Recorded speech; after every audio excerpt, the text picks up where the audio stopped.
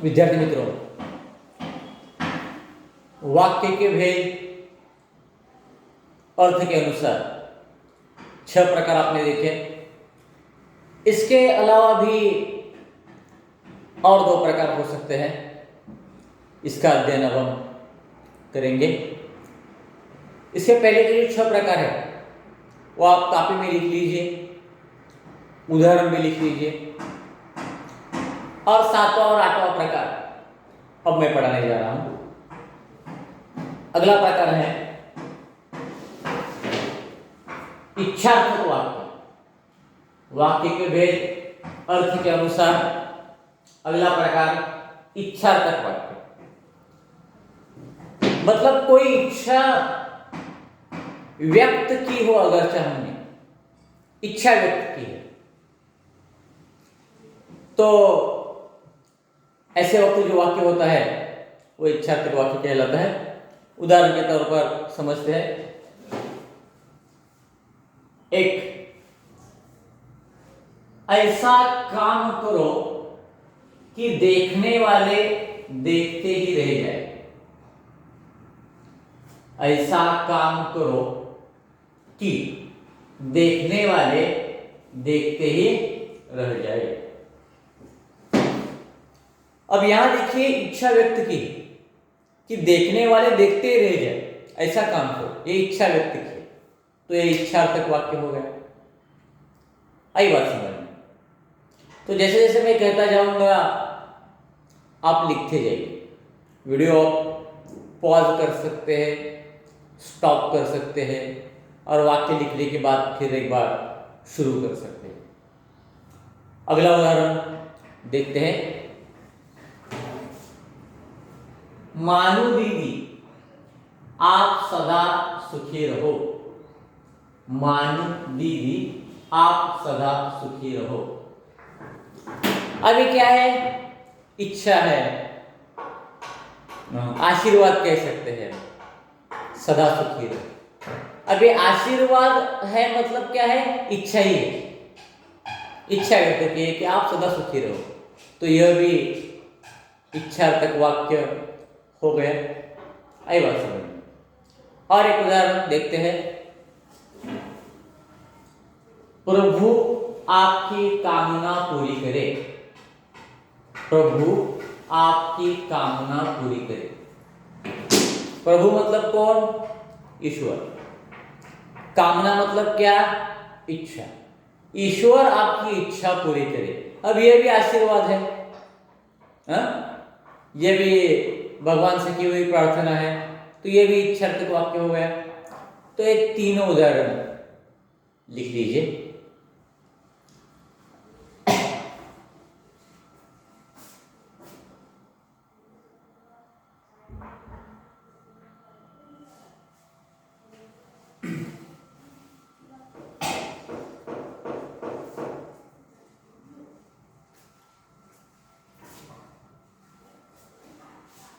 लिख लिया?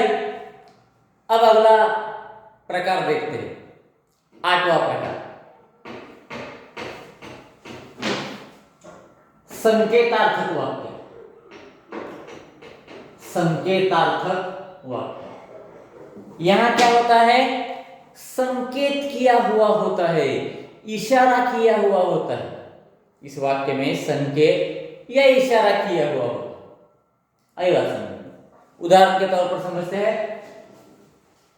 अगर गाय दूध नहीं देगी तो इसका क्या करेंगे? अगर गाय दूध नहीं देगी तो इसका क्या करेंगे? लिख लीजिए।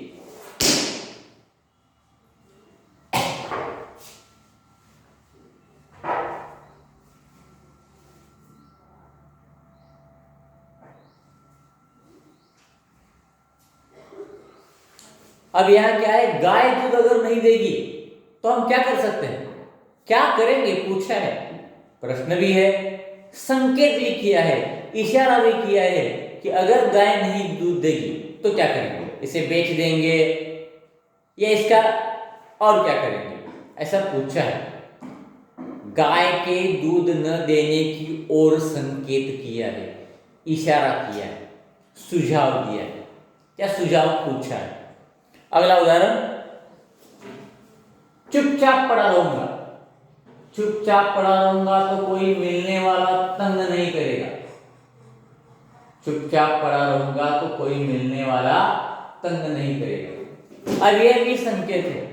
मरीज कहता है अगर मैं सोने का नाटक करूं तो मिलने वाला तंग नहीं करेगा, क्योंकि मरीज को आराम की जरूरत होती है और मिलने वाले हमेशा आते हैं, मिलते हैं, बातें करते हैं, तो मरीज को आराम ही नहीं मिलता। इसलिए मरीज कहता है अगर चुपचाप मैं पड़ा रहूंगा तो मिलने वाला मुझे तंग नहीं करेगा।